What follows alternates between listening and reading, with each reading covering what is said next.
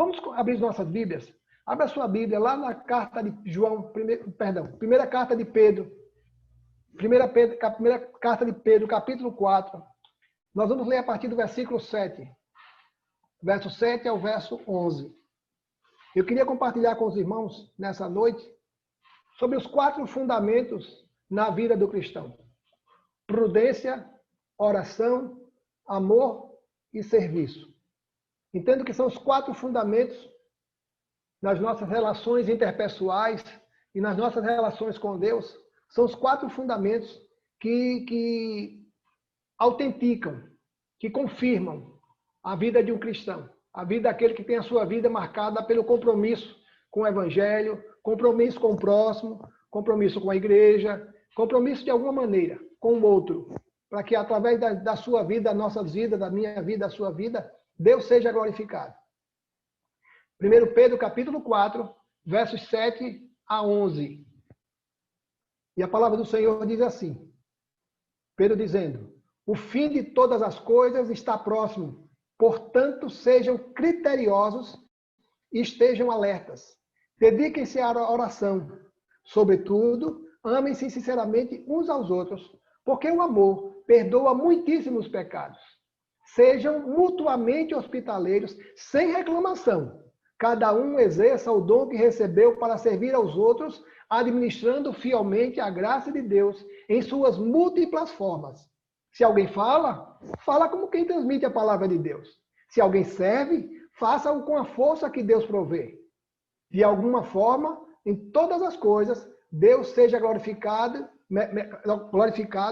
mediante Jesus Cristo, a quem sejam a glória e o poder para todos sempre. Amém. Amém.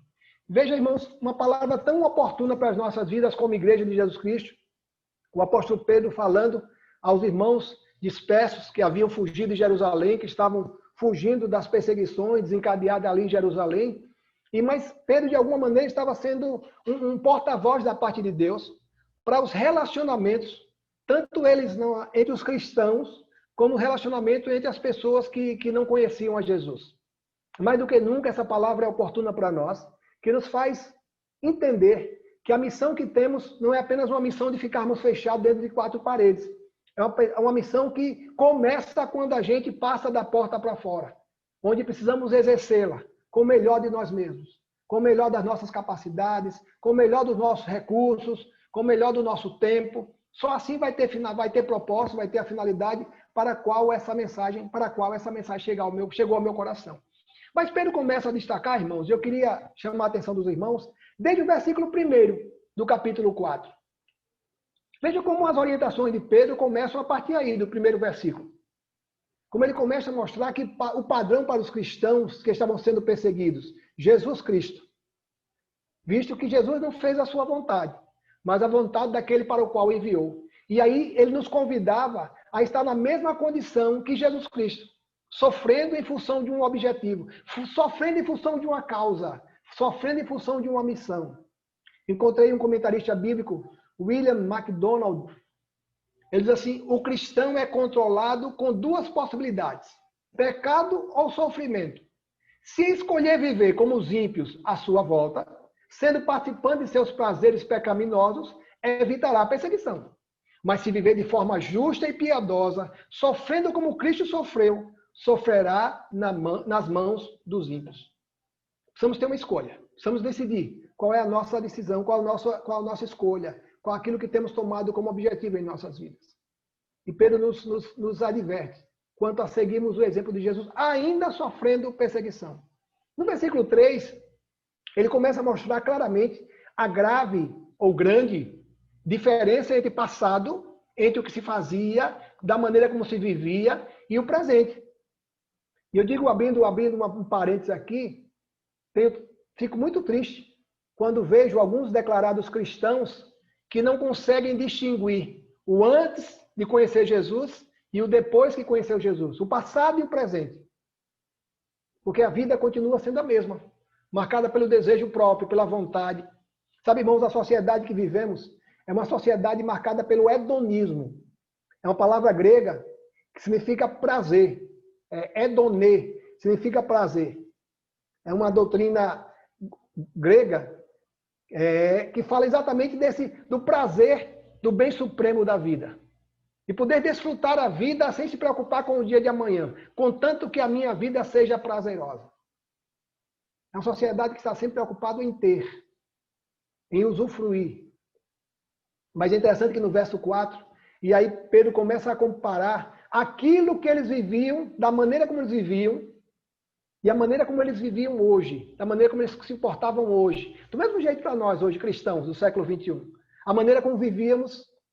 E ele começa a destacar que aqueles antigos companheiros das práticas carnais, aqueles companheiros de mesa, aqueles com os quais os perdidos, os que ainda não haviam conhecido Jesus, desfrutavam das mazelas, dos prazeres da carne. Eles começaram a estranhar essa nova vida dos cristãos.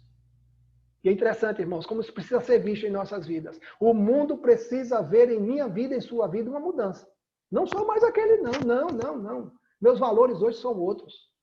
Os meus valores hoje são outros. Eu não tenho mais a minha vida marcada pelos prazeres de sentar ao redor de uma mesa farta, não só farta de comida, mas farta de bebida, e ali com os discursos, com as palavras mais obscenas possíveis.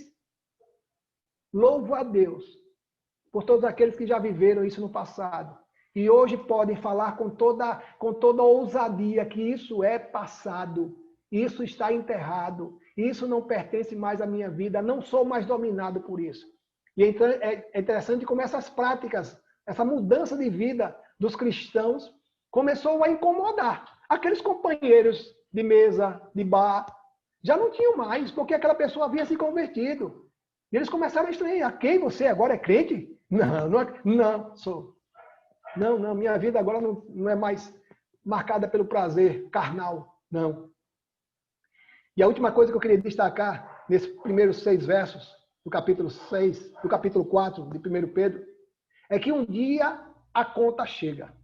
Um dia a conta chega. Alguém vai ter que pagar essa conta. Sabe, irmãos, a vida do hedonismo é uma vida marcada pelo hoje, sem se preocupar com o amanhã. E os prazeres carnais têm exatamente essa característica de desfrutar hoje, sem se preocupar com o que está por vir. Mas os prazeres carnais têm o seu preço alto e um dia essas pessoas vão ter que pagar diante de Deus. E eu louvo a Deus, porque na vida de muitos dos meus irmãos, isso é passado, isso é esquecido, isso foi enterrado. Isso serviu como um referencial para não voltar a cometer essas práticas que fazem parte do meu passado. Já foi esquecido.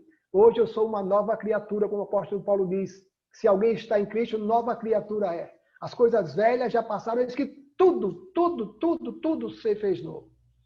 Mas eu queria destacar pelo menos 3 características desse desafio que nos é colocado, dessa missão que nos é confiada.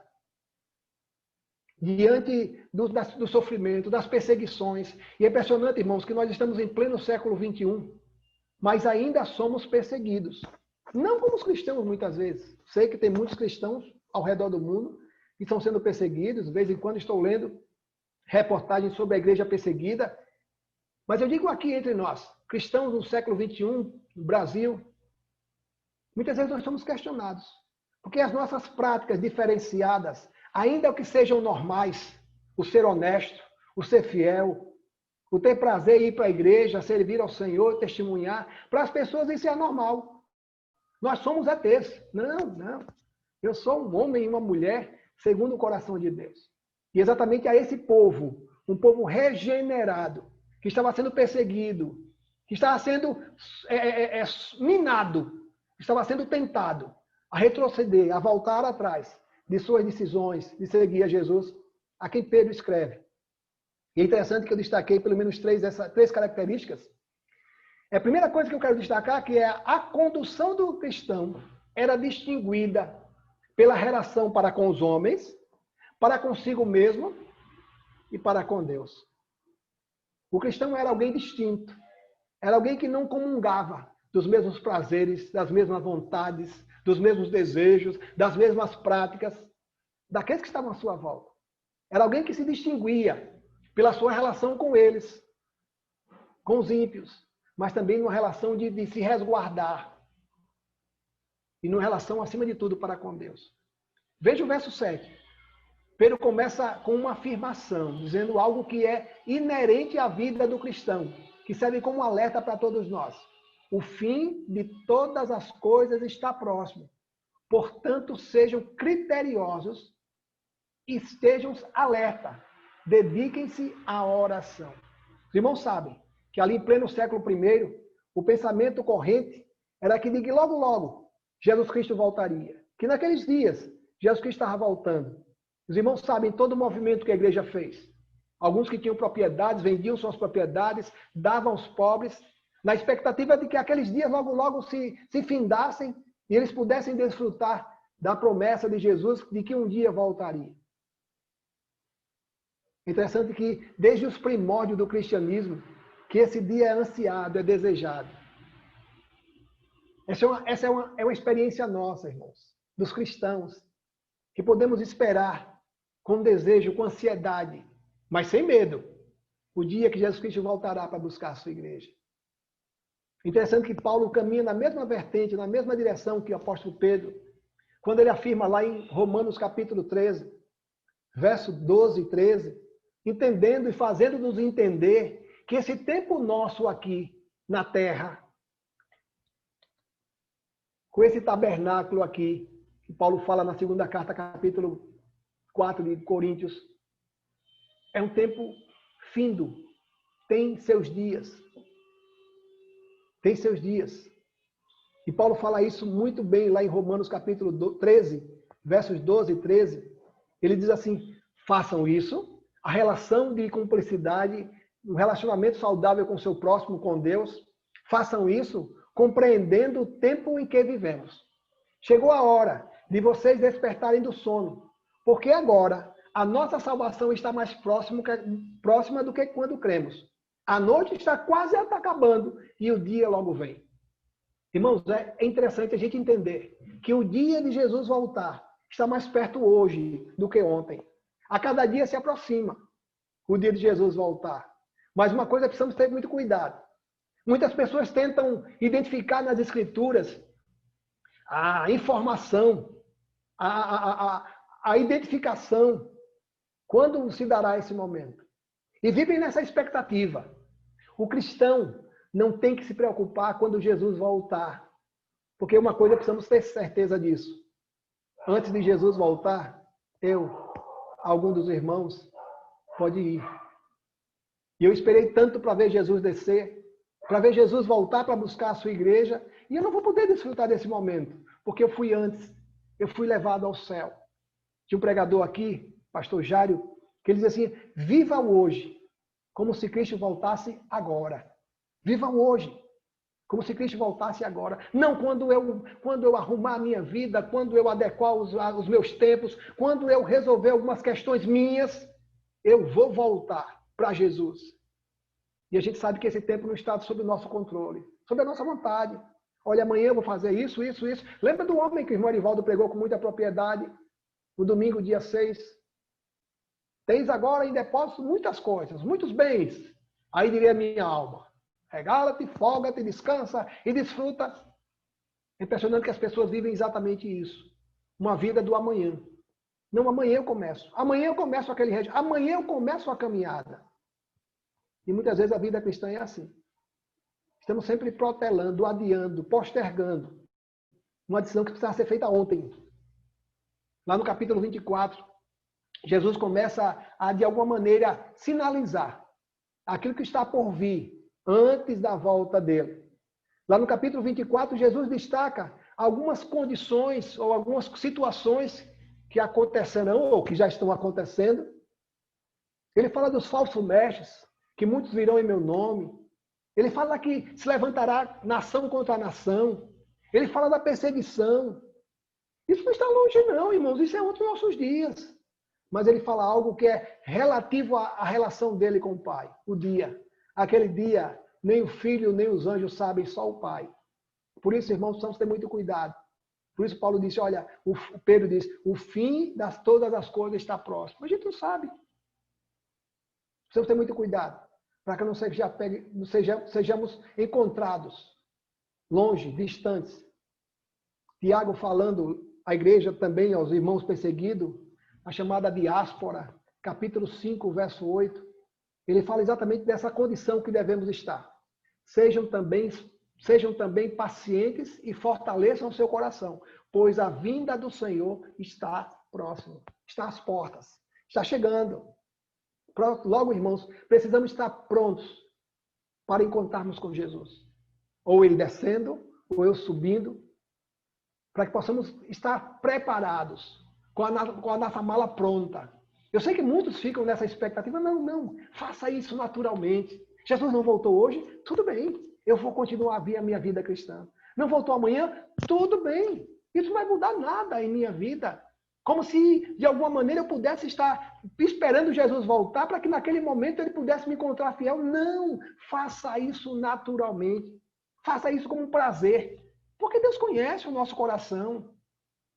Lucas, registrando aquela parábola de Jesus das 10 virgens, que na verdade não é relatada por Lucas, mas ele faz uma citação a respeito do ensinamento das 10 virgens, as 5 sábias e as 5 loucas. As 5 sábias que levaram azeite suficiente para a noite toda, e as 5 loucas, eunécias, que não levaram azeite, e as lamparinas das 10 nécias, das loucas, apagaram, e as das sábias permaneceram acesas, e o noivo veio e encontrou as lamparinas acesas, enquanto as loucas haviam ido buscar o azeite para acender as suas lamparinas.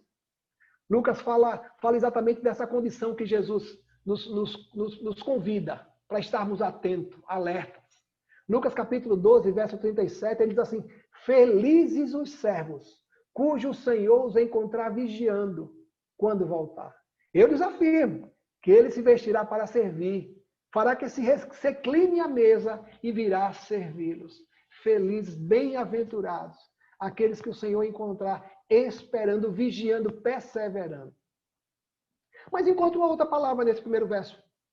A espera por Cristo não é uma espera inativa, uma espera estática, não ativa, mas sempre agindo com prudência. Muitos irmãos têm a ideia de que a vida do cristão é marcada pelo que não faz.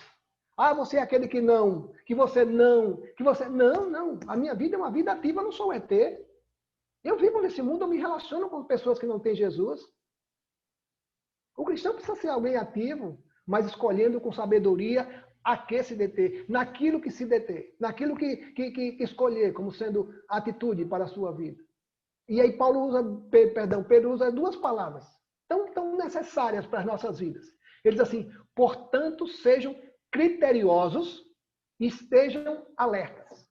É interessante que essas 2 palavras no grego têm um sentido bem coerente com a vida do cristão. A primeira palavra é a palavra criterioso, seja seletivo quanto às escolhas. Quando você for agir, haja com critério, haja com sabedoria, sem perder o discernimento e sem perder o foco. Olha, cuidado, a sua pátria não é daqui. Não. A sua pátria não é daqui. Viva com os olhos no céu, com os pés no chão, mas com os olhos voltados para os céus. Por isso, Pedro diz: seja criterioso, seja seletivo nas escolhas, nas atitudes, no comportamento. Mas a segunda palavra, ele diz assim: seja sóbrio. Sóbrio, contrário de inércio, de louco.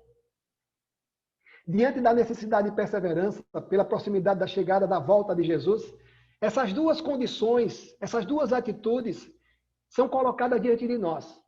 Precisamos decidir como agir. Mas escolha ser criterioso, escolhendo exatamente pessoas, atitudes, situações, locais que condizem, que concordem, que caminhem lado a lado com a minha declaração de cristandade, da minha relação com Deus. Será que esse lugar que eu vou entrar aqui, Jesus pode entrar? Será que é isso que eu estou lendo, Jesus pode ler? Será que isso que eu estou assistindo, Jesus pode assistir? Será que essa minha atitude Jesus teria? E aí Pedro termina esse pensamento nos mostrando de terceiro tópico, ele diz assim: essa condição de ser criterioso, de ser sóbrio, só se consegue através da oração. Um cristão cuja vida está fora da vontade de Deus não tem prazer na oração. É uma oração simples. E muitas vezes uma oração engessada. Aquela oração do Pai Nosso. Porque não tem intimidade com Deus. A oração que não tem uma continuidade. Nem algo normal. É algo mecânico. Quando senta à mesa, tem que orar. Quando vai dormir, tem que orar. Quando acorda, tem que orar. Como se fosse algo mecânico. Algo controlado. Não. Oração é em todo momento. Paulo, escrevendo aos Tessalonicenses, capítulo 5, verso 17, diz: orai sem cessar. Está dirigindo? Ore. Agora não feche os olhos, não. Não. Ore com os olhos abertos. Está no médico esperando para ser atendido? Ore. Ore. Porque orar é falar com Deus. E receber de Deus discernimento. Quanto àquilo que Ele quer e deseja que façamos. É interessante que Pedro já havia informado, lá no capítulo 3 da primeira carta, quanto ao tratamento cordial. Veja, esposos, nós esposos, a maneira como tratamos as nossas esposas é a condição para que as nossas orações sejam ouvidas. Veja que coisa linda.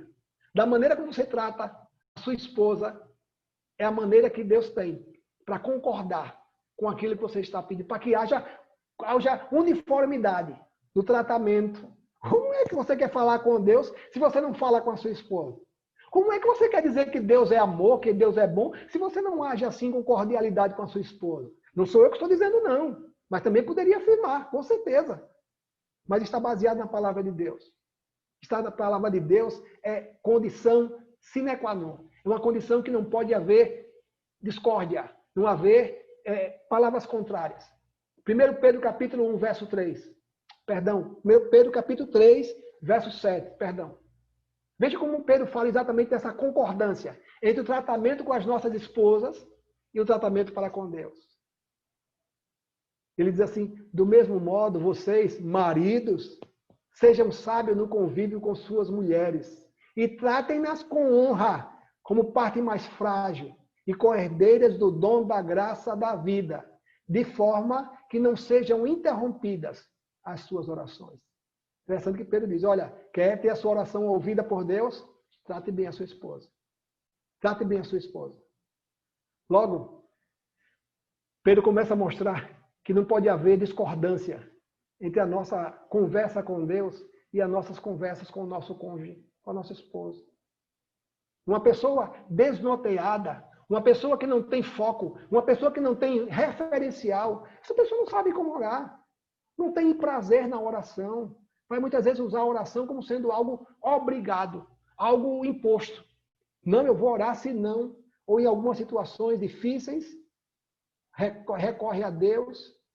Precisamos ter sabedoria, irmãos, para que sejamos criteriosos e sejamos sóbrios quanto àquilo que temos escolhido para ser a nossa companhia. Estou dizendo companheira, não companhia. Escolhas, atitudes, comportamento, palavras. Encontro uma segunda característica nessa atitude desses cristãos, tanto do século I quanto hoje, do século XXI. Eles estavam enfrentando sofrimentos, perseguições, mortes. E Pedro começa a destacar que aquilo ali tinha a finalidade de fortalecer a relação. Os sofrimentos nos impulsionam a buscarmos uma relação marcada pelo amor para com os irmãos através do serviço. Exatamente isso que Pedro declara. O sofrimento vai nos tornar mais companheiros, cúmplices. Vai nos tornar mais próximos uns dos outros. O sofrimento que alguém está enfrentando, isso vai falar muito ao meu coração. Aquela condição que a pessoa está enfrentando precisa ser experimentada de maneira solidária por nós, Igreja de Jesus Cristo. Que afinal de contas não existia igreja, o templo. Os cristãos se reuniam nas casas. E muitas vezes esses cristãos eram expulsos de suas casas. E eles precisavam ser acolhidos, recebidos em outras casas. Que ele pudesse lhe dar abrigo, que pudesse lhe receber. Veja o que é que o apóstolo Pedro diz, versículos 8 a 10. Sobretudo, amem-se sinceramente uns aos outros, porque o amor perdoa muitíssimos pecados. Sejam mutuamente hospitaleiros, sem reclamação. Cada um exerça o dom que recebeu para servir os outros, administrando fielmente a graça de Deus em suas múltiplas formas. A primeira coisa que Pedro destaca é que toda ação, toda atitude nossa em prol do próximo precisa ser movida pelo amor. Primeira palavra que ele usa assim, sobretudo. Ou seja, acima de qualquer interesse, as nossas relações precisam ser alicerçadas no amor. Não, interesse não. Acolhimento. Receber em nossa casa. Abrigar alguém que está enfrentando situações difíceis. Foi perseguido no seu trabalho, na sua família, porque agora aceitou Jesus. E nós podemos recebê-lo em nossa casa. Duas palavras que Pedro destaca nesses versículos 8 a 10, diz assim, amem-se sinceramente uns aos outros. O amor sem falsidade, sem interesse. Precisava ser um amor que buscava o interesse do próximo. Sabe por quê, irmãos? Porque é um falso amor, um amor de aparência, um amor do eu te amo apenas nas palavras, não iria resistir às perseguições, não. O amor ia fortalecer aquela relação. E ele fala exatamente dessa condição, porque o amor perdoa muitíssimos pecados. As desavenças seriam sanadas quando o amor passasse a motivar as atitudes. Mas a atitude sempre em benefício do outro. Tanto de quem amava, quanto de quem era amado. Tanto de quem amava, quanto de quem era amado. Pessoas eram acolhidas. Pessoas eram recebidas de maneira cordial. Venha para a nossa casa. Seja recebida, a casa é sua. Como isso fazia bem, tanto para quem recebia, como para quem dava. A segunda verdade que eu destaco nessa segunda característica dos cristãos é que a hospitalidade precisava ser praticada como um meio de preservação da vida dos irmãos, acolhendo os perseguidos. Já pensou se os cristãos perseguidos encontrassem as nossas portas fechadas? Não, aqui não. Aqui não. Vai bater na casa do pastor. Vai bater na casa do diácono. Aqui não. Não, entre. Chegue, venha para cá. Seja bem-vindo, a casa é sua. Sabe, irmãos, é tão bom poder ser recebido na casa dos irmãos. Digo isso como de maneira pessoal. Ser acolhido nos pequenos grupos. A maneira cordial com que somos recebidos. E aí Pedro diz assim, sejam mutuamente hospitaleiros sem reclamação. A hospitalidade, entre outras coisas, fortalecia a relação com os irmãos. Era um compromisso da igreja para com a sua própria manutenção. Recebendo aquele irmão, acolhendo aquele irmão, a igreja está unida. O escritor aos Hebreus fala exatamente dessa necessidade de acolher as pessoas, porque a gente não sabe a quem acolhe. Não pode haver uma distinção naquele que acolhe para com aquele que é acolhido. Hebreus capítulo 13, versos 1 e 2. Veja que coisa linda, diz assim, seja constante o amor fraternal. Não se esqueçam da hospitalidade. Foi praticando-a que, sem o saber, alguns acolheram anjos. Quem sabe não foi um anjo que bateu a sua porta? Eu não sei qual foi a sua atitude. Entre, meu irmão, a casa é sua. Ou, olha, está cheia. Como Jesus encontrou, a Maria e José encontrou as hospedarias. Tudo cheio. Não tem lugar não. Não, está tudo cheio. O nosso Salvador nasceu lá no Estebaria. Veja que coisa coerente com os nossos dias hoje. Gente que está precisando de acolhimento, gente que está precisando de uma palavra, gente que está precisando de um conselho, gente que está precisando de uma ajuda, de um abraço, de um aperto de mão. Quantas necessidades as pessoas estão à nossa volta. Gente para ser ouvida. E muitas vezes a gente não tem tempo. E aí Pedro disse, olha, a hospitalidade vai fortalecer a relação de vocês. Precisava ser praticada sem reclamação. Naturalmente. Sabe por quê? Porque um dia você poderia estar na condição do outro. Hoje é ele que bate na sua porta. Amanhã sou eu que bato na porta dele. Amanhã, quem sabe, é você que vai bater na porta dele. A gente não sabia a condição que se encontrava. Hoje eu recebo. Amanhã eu sou recebido. E é tão bom entender dessa necessidade de tratamento. Principalmente, irmãos, dentro da nossa comunidade de fé. Paulo fala isso lá em Gálatas, dessa necessidade de fazermos ao bem, principalmente aos domésticos da fé. Mas Jesus, lá em Lucas capítulo 6, fala com muita propriedade naquilo que a gente chama de lei de ouro.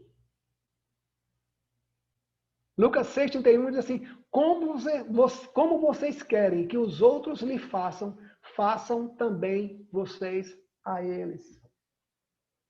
Quer ser recebido? Receba. Quer ser amado? Ame. Quer ser abençoado? Abençoe. Muitas vezes nós ficamos na nossa zona de conforto, esperando o benefício. Não. Esperando o benefício daquilo que muitas vezes não seja conveniente. Não. Toma iniciativa. Está precisando de alguma coisa? Eita, foi Deus que mandou você aqui. Estava, mas eu não sabia como falar com os irmãos. Não sabia nem como me dirigir a irmão.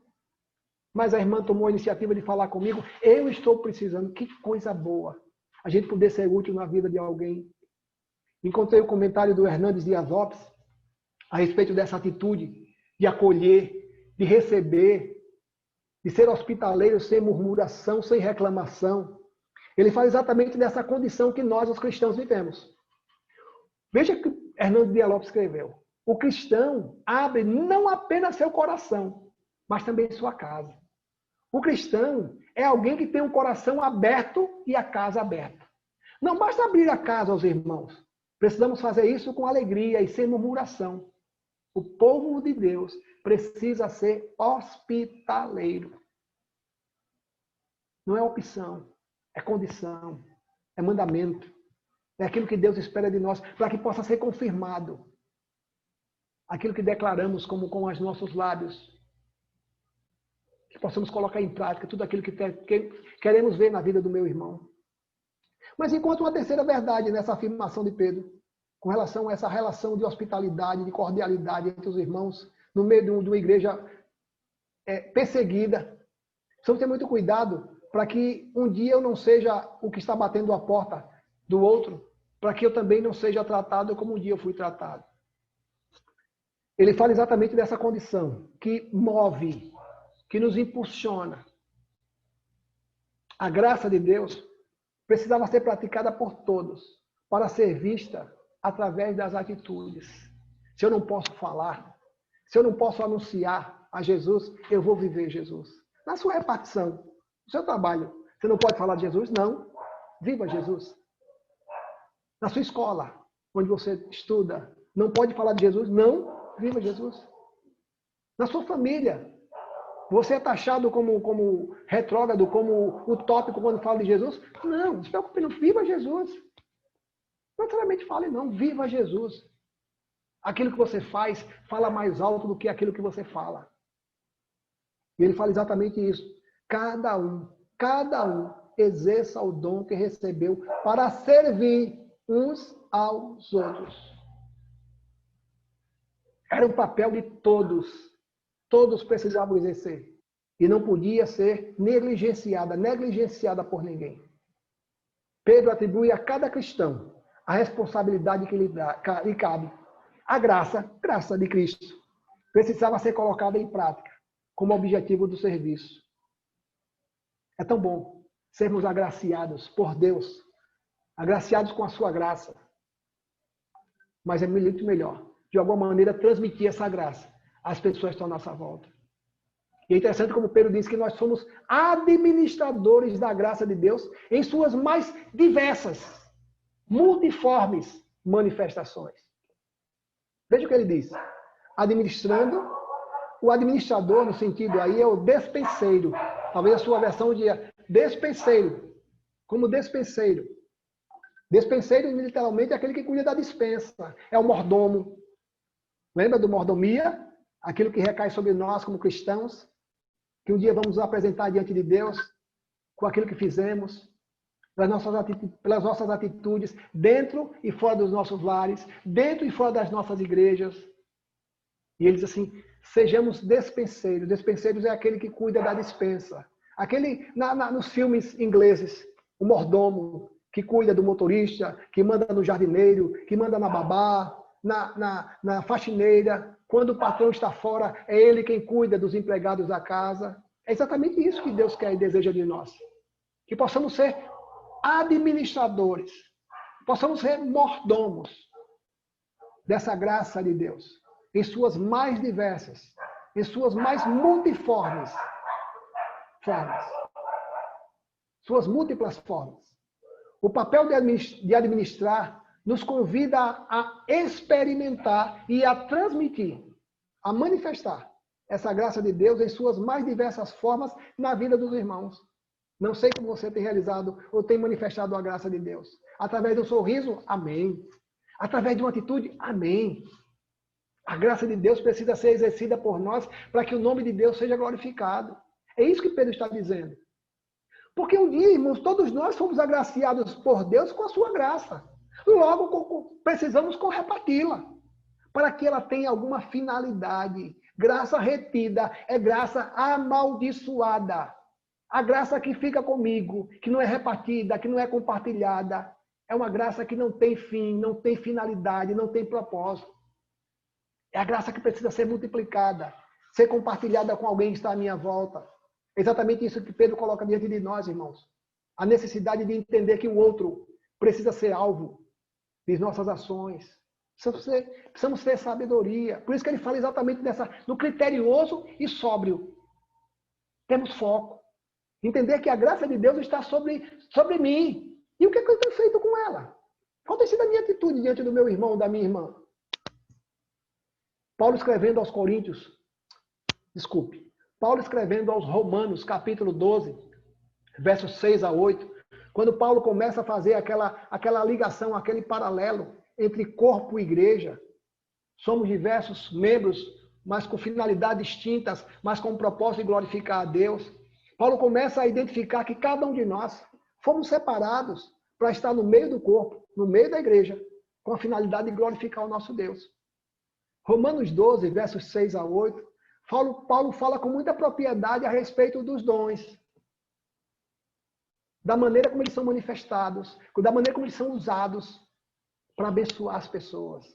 Dom não é retido, dom não é para meu benefício, dom não é para me vangloriar.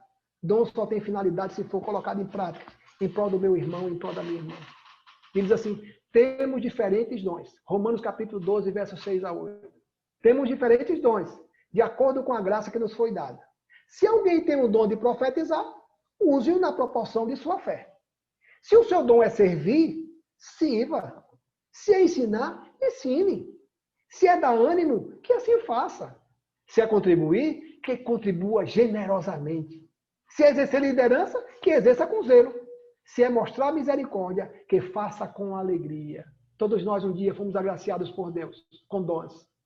E eu lembro daquela parábola de Jesus, contada daqueles 3 servos, que o seu Senhor precisou viajar e distribuiu os seus dons. E um dia ele vai voltar para cobrar de nós aquilo que um dia nos deu. E eu não sei qual vai ser a sua atitude. Está aqui, Senhor, me deste, eu multipliquei. Está aqui, Senhor, tu me deste, eu guardei, com medo de perder. Servo mau e fiel.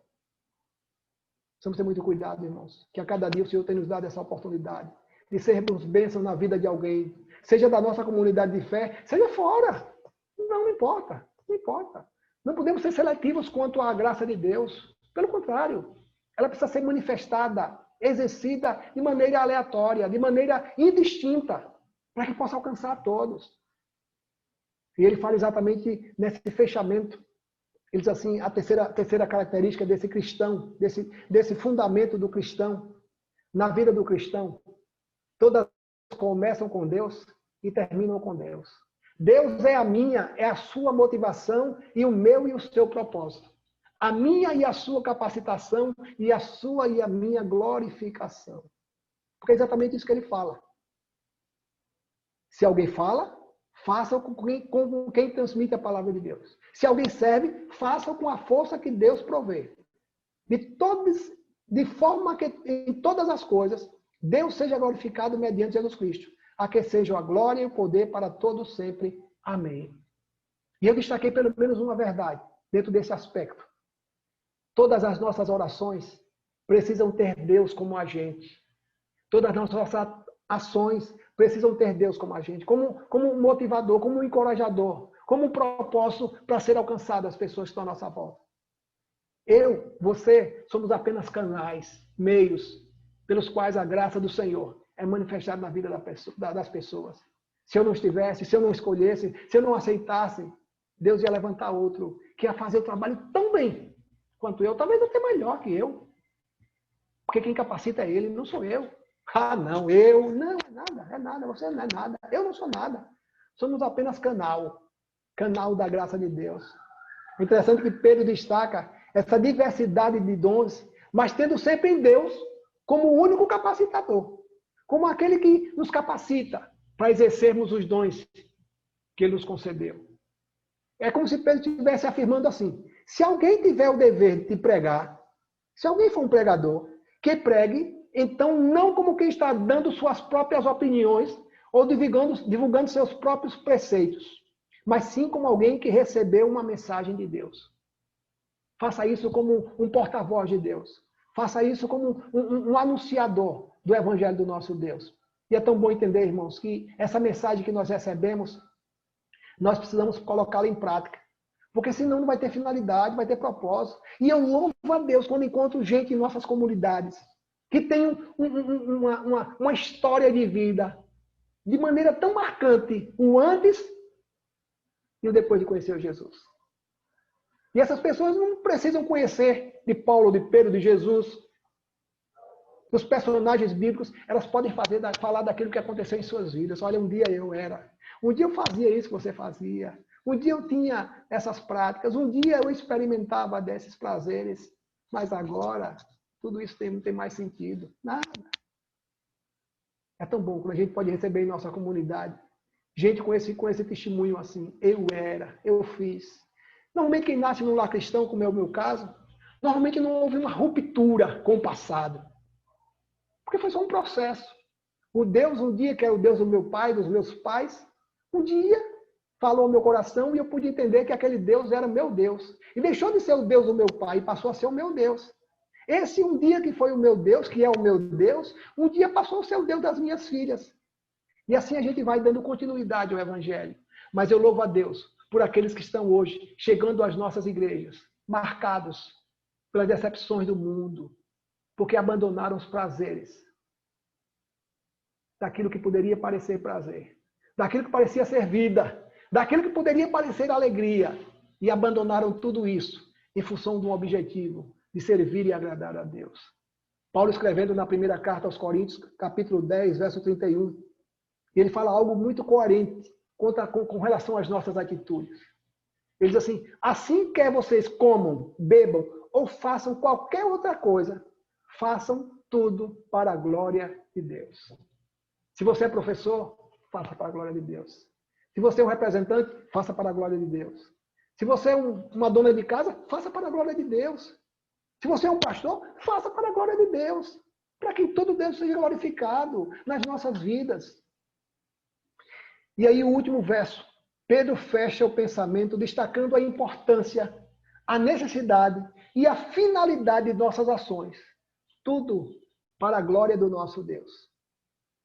Veja o último verso, quando diz assim: de forma que em todas as coisas,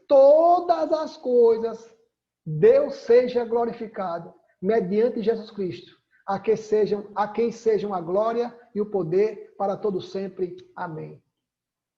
Veja que coisa linda. Paulo diz: olha, todas as coisas, Pedro, todas as coisas que você fizer, todas as coisas que você falar, todos os lugares onde você estiver, tudo precisa ser feito para a glorificação do nome do nosso Deus. E aí, mais uma vez, me reporto ao pastor Hernandes Dias Lopes. E ele fala exatamente desse papel que precisamos exercer como cristãos. Ele diz assim: Pedro afirma que tanto a diaconia das mesas, o serviço das mesas, aquele que serve, quanto a diaconia da palavra, aquele que prega, aquele que fala, tem um único propósito: que Deus seja glorificado por intermédio de Jesus Cristo. Que palavra preciosa, irmãos, para nós.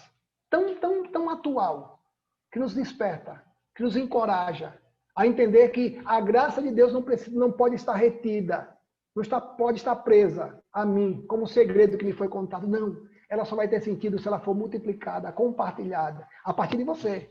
Porque aí na sua casa, no seu trabalho, aonde você exerce a sua atividade secular, é ali que Deus tem levantado o seu púlpito, para que ali você seja o porta-voz, o anunciador dessa graça de Deus, essa multiforme, que não só tem um jeito, não. É desse jeito, não como algumas igrejas têm ensinado. Olha a oração, não, é não.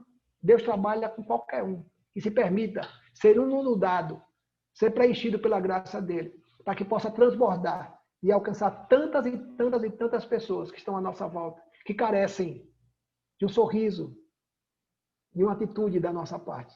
Que Deus seja glorificado através das nossas vidas, e que toda honra e glória sejam dadas ao nosso Deus. Que Ele nos abençoe.